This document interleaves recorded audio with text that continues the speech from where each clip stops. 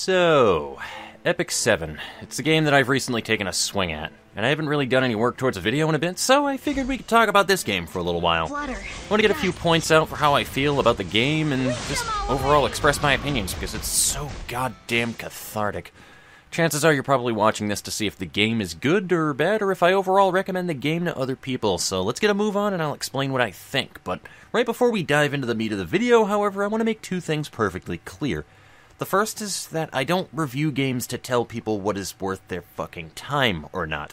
If you're interested in Epic 7, then just play Epic 7. Don't just take the word of somebody else covering a game for God and without doing any first-hand experience with the game yourself.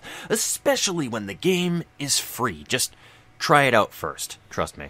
Secondly, I am far from the endgame of Epic 7. In fact, I'm not even close, if we're being honest. I have a general grasp of the mechanics and how they work, and that's about it. I've seen quite a few of the dungeons and other places of content that become unlocked as you progress to Chapter 5 of the storyline, and there's a lot of shit in this game. The reason why I want to point this out is that Epic 7 is just like any other JRPG game out there, in that this genre tends to have a reputation for the game not even starting until you're about like 80% through the progression ladder presented to you. Anyway, with this out of the way, let's continue. So, aside from being an RPG, what does Epic 7 bring to the table, and why would anyone care? Well, I'd describe Epic 7 as a story-based side-scroller JRPG. The most prominent features that add to the game's identity are its turn-based encounters, and of course the fact that Epic 7 is another gacha-style unit collector game. Yippee. But hey, it also has beautiful anime graphics, which is also just like every other mobile unit collector game. Alright, to give Epic 7 credit where credit is due, the game does have at least one mechanic in it that I think every other RPG on the planet needs to start doing, and it does have individuality to it, just like every other RPG game does. But my point is simply that if you've played any other unit collector RPG, like, I don't know, Final Fantasy Brave Exvius, then you know exactly what to expect here. Epic 7 isn't exactly a special snowflake, and that's perfectly fine, because it's more than serviceable for what they were trying to accomplish here. Anyway, like I said, this game is a story-based RPG, so that means it has generally linear progression based on how far you get in the storyline. Now, I'll go through a general summary of mechanics in time, but stay with me for a moment. All in all, like I said though, the game functions like a ton of other mobile RPG games of its type. You have a stamina bar that limits how many runs you can do, you can spend a certain amount of that stamina in order to enter an instance of a dungeon, you clear that dungeon, and you gain access to the next one. As you get further and further into the game, you will unlock more and more, which means the further you go, the more branching paths you will have in terms of the game's overall content. But the main point I'm trying to sell here is that the storyline is a big deal, and most of the good shit that I haven't gotten to yet is locked behind clearing a large portion of it, so keep that in mind. All of your story progression, as well as literally anything that you do in the game, is done from a hub of sorts, which is this area right here that reminds me of the fucking Elf Song Tavern from Baldur's Gate. It is from here that you will be managing your units, their equipment, your team compositions, your mailbox, and whatever tasks the game is throwing at you to gain some kind of small reward that will aid in your progression. There are several stores requiring various currencies, a guild tab for accessing guild-based activities, which is similar to any MMO game, an arena for accessing PvP game modes, and another tab that gives you access to all of the other side content in the game, like hunts and the labyrinth, which are fundamentally just alternative ways to burn your stamina bar in order to get goodies in the game. Let's not forget about the Summoning tab that you will use to access the gacha system to obtain more units, as well as your Sanctuary, which is a sort of city-building aspect to the game that'll give you access to even more resources like making equipment and sending your units on expeditions while you play the game. By the way, if you're confused about everything that I am listing out, then don't worry. The point of this is to show you everything in the game that I have unlocked in terms of content, and as you can already see, there's a metric fuck ton of it. I could explain what each of these individual things are, but that would be boring, and I don't want this video to be an hour long, so I'm just listing them for now. They won't make sense to you unless you actually play the game, really. Alright, so we went over a ton of things that you can do in the game, but what can you do with this information? What kind of conclusion should we derive here? Well, I'm not sure if you noticed, but the point that I'm trying to drive home is that Epic 7, like the entire genre that it belongs to, is going to be really fucking grindy. There's a lot of things that you need to do, a lot of small things here and there that add up to a pretty large amount of time that you will be spending investing into this game. This ultimately leads into my second major point, which is whether or not the game is going to hold your attention long enough for you to care about clearing all of this goddamn content.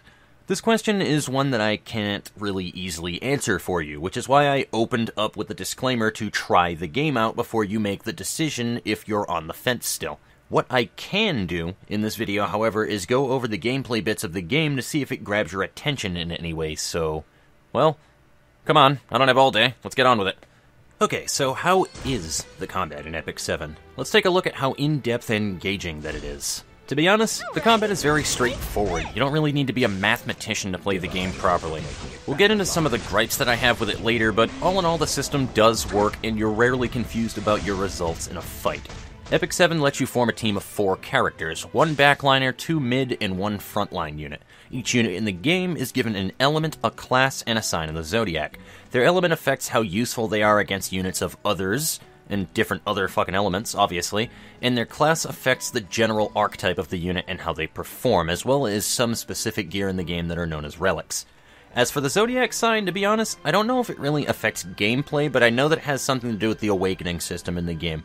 Basically, the important thing here that I'm trying to put across is that your team composition will mostly be based on synergizing what units balance each other out, or at the very least, which units synergize to fit a certain goal. For example, you're probably not going to be building a team of 4 Soul Weavers, because if you did, then you wouldn't have all that much damage output, since the Soul Weaver is this game's version of a White Mage, or a healer. If you haven't played literally any RPG ever, then you understand this concept and are most likely going to try to build the holy trinity of healer, tank, and DPS. And the answer is yes, it works very effectively in Epic 7. As you use your units more and more, you will level them up as well as gain an affinity with them. The latter will give you access to the character's voice lines and let you change their facial expressions, while the former provides a more tangible benefit by increasing the character's hard stats. You will also obtain a ton of gear in this game as random drops from your enemies as well, which increase your stats even further. These gear pieces can also be upgraded by sacrificing excess gear that uses the same equipment slot, meaning that helmets can only be fodder by upgrading another helmet. There are also relics that you obtain through the same means as summoning a unit through the gacha system, and they work very similar to the other gear in the game, but provide a more specific benefit, like increasing your crit rate by 2% every time that a unit other than itself takes a turn. Each unit also has a star ranking, which affects the overall strength of that unit and their level cap, which is their star ranking times 10. So in other words, a 3-star unit caps out at level 30. Once a unit reaches max level, you can promote them by sacrificing units of the same star rank to uncap their level and increase their rank by 1.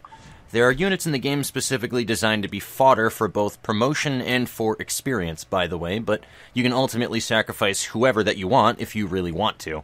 Also, if you use a duplicate unit as a fodder at any point in their progression, you will obtain a memory imprint, meaning that a unit will provide a passive boost to any unit placed on the tiles that are specified. Let's not forget that you can also awaken units with the runes that you find in the game, which further boost their stats and will alter some of their skills. Speaking of skills, each unit in the game has 3 that are unique to them and them alone. The first is their basic attack, while the second is either a special attack or a passive, and the third skill is usually some kind of ultimate move with a much longer cooldown than the second skill. Or at least this is the trend that I have seen with all of my units that I have. I wouldn't say that this is set in stone. Each of these skills can also be individually upgraded to be more powerful. Yeah. So once again, there is a ton of shit to work on. Even in terms of one single unit, never mind the other 3 or anyone else that you want to work on for funsies so that you have some fucking flexibility. This game is grindy as shit. So anyway, here's where we get into the good, the bad, and the ugly. Admittedly, the game has a much shorter positive section for me than a negative section, so yeah, buckle up, this is going to be a trip. As far as my pros go, the first one that has been alluded to from the very second that I started this rant is that the game is quite streamlined. That's not to say that the game is super basic and boring, but what I mean is that you don't need to attach yourself to a fucking wiki article to succeed in the game. It's pretty obvious what you're doing and not overly complicated, which does wonders for easing you into the game to understand what's going on under the hood. The second positive is this NPC right here. So the issue with a lot of these gacha games, and why I hate watching people talk about the best units for this, that, and the other thing, is that ultimately unit collection is down to RNGesus. And sometimes the reason why you don't have a good unit as a healer is because your luck simply just won't permit that. What happens when you just literally can't fucking pull a unit that you need? Well, Epic 7 lacks a form of pity system to its gacha when your luck is absolute ass, but they kind of make up for it with this system right here. Basically, the game gives you a good collection of units to fit all of the necessary roles in a completely free-to-play friendly way. You have your tanks, your healers, your mage, your assassin, your warriors, everything that you need for quite a while, really. And they're all basically unlocked by fulfilling certain specific criteria, like reaching a certain point in the story or giving them a drop or something. You can argue that it kinda makes you feel like you worked for the hero. You actually have to aim for the specific tasks rather than just being given a set of units after playing the game for like an hour or something. And now, finally, one of the best pros that I have given an RPG game in a long-ass fucking time is this button right here on the unit selection screen. So basically what this does is let you sample gear on your hero to see how it affects your stats.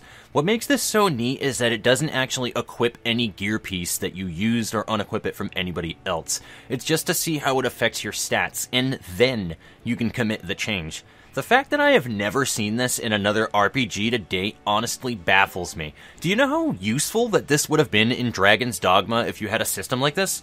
I mean, it's not necessarily that it makes the game easier, but it just makes gear swapping that much less of a fucking task. It's just so much less tedious and a lot more accommodating. However, it's time to move over to the cons now, since this equipment sampling option is kind of a necessity in Epic 7 due to the first con on my list that we're going to kick off with, so here we go. So, first and foremost, the game actually charges you gold for removing your equipment from your units, which is ridiculous. This might sound like a really small thing to bitch about, but if you guys know me at all, I fucking despise when video games just add redundant shit to them that have little effect on anything.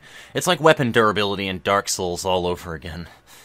Alright, look, my biggest complaint with this is because the first time I saw it, I actually asked myself, how exactly will this affect the game later on? Why would I need this to be in the game? Now, if your defense for this argument is that it's to prevent the player from swapping gear sets around multiple units with little repercussions, then let me ask you this in exchange. Why not just add a fucking cooldown to equipping gear instead?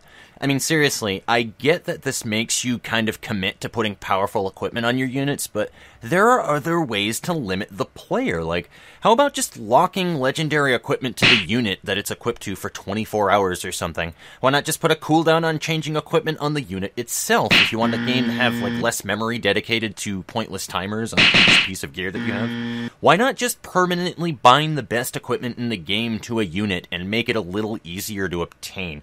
Then the challenge can be upgrading the gear rather than actually obtaining it. And then just stop it from being used as fodder to upgrade other legendaries if it's that easy to obtain. My point is that they're just making you waste your time and your gold for no fucking reason. The second con that I have is that the tutorials are easily the most intrusive tutorials that I have seen in a long-ass time with a video game. And by that I mean that they literally force you to go through with everything that they are telling you at all costs.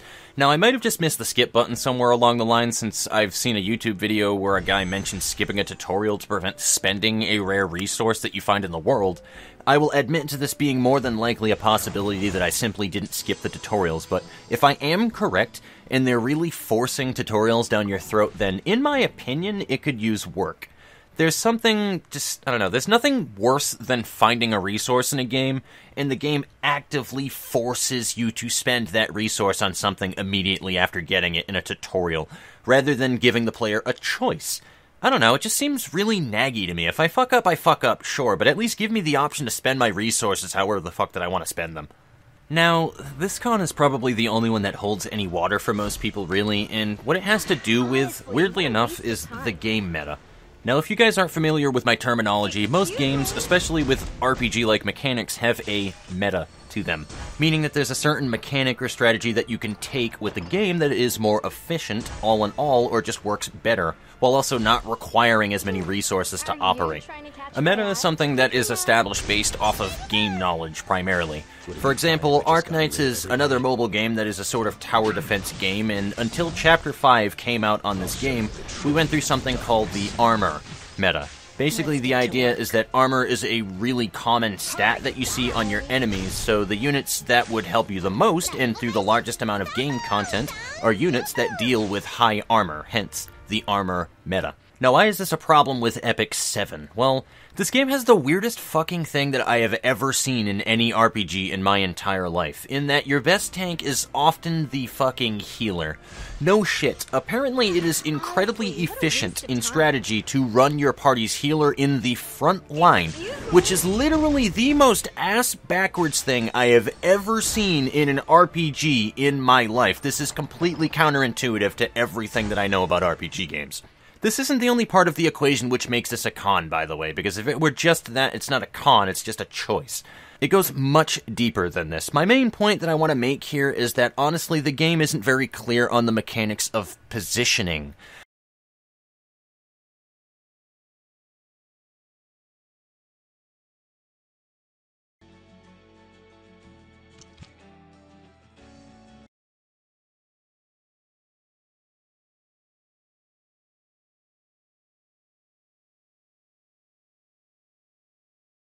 Most people will probably jump into Epic 7 thinking the same way that they do with every other RPG, in that you want a good tank in the front, a good healer in the back, and at least one good DPS in the middle. But the fact of the matter is that this kind of setup doesn't really matter, to be honest. From what I noticed, the enemies they kind of seem to be drawn to attack the first unit in the lineup, but it still seems mostly random, in that sometimes they'll just gangbang my Sez 5 times in a row, just because fuck you, that's why. When you combine this with the fact that at least early game healers restore a fucking pitiful amount of HP on a cure, then it just makes the lack of an aggro system seem like a serious oversight. Remember that each level in this game has multiple encounters, usually in sets of 3, which means that keeping your units healthy is pretty important. Now, I know that Clory is a pretty easy-to-get 3-star unit in this game that has a Provoke on her skill 3, which is very useful for boss fights. But this is only a 75% chance of a Provoke ever happening. I'm sorry if I blew out the mic there, but the point of the matter is it's not even guaranteed, and if anybody has a response to this to the effect of, well, all you need is insert this unit who has a 100% chance to Provoke, then I'm sorry to say that you missed the point of my argument. The point is that the data is never given or even alluded to that your frontliner is actually targeted by the enemies more often than anybody else on the team. A good healer is the most important unit on your team in Epic 7, and by extension, keeping your units alive, obviously. And having a complex or a more complex system to positioning would have just made this much better to deal with. I mean, shit. Do what Lost Odyssey did, and make it so that the front line prevents the back line from taking as much damage, depending on how healthy the front line is. This would have made positioning way more, just make way more sense, because then you would generally have to focus on the front line first, and then you could add some complexity to it, where the Thief archetype units, they can break through the front line or something, do a little extra damage to the back line, because obviously they're thieves, they're assassins. Do you guys see what I mean? Do you not see how this could benefit the game? I mean, I don't know, it's just wasted opportunity is what I'm saying. Okay, this is my last con right here, I promise. The levels are really dumb and repetitive. I know, I said it. Epic 7 is definitely not the first mobile game to do this, but the vast majority of levels in this game are incredibly similar, to the point that I know how the levels are going to play out before I even enter them. Because you basically enter and then you have 3 battles. The last battle has a boss unit in the mix, and that's it. 2 of the cells that you walk by, that you run through, have a chance of having a shrine in it that increases your soul count at the bottom, or HP, or they might have a chest. They literally almost always follow this pattern, with very few deviations from the rule.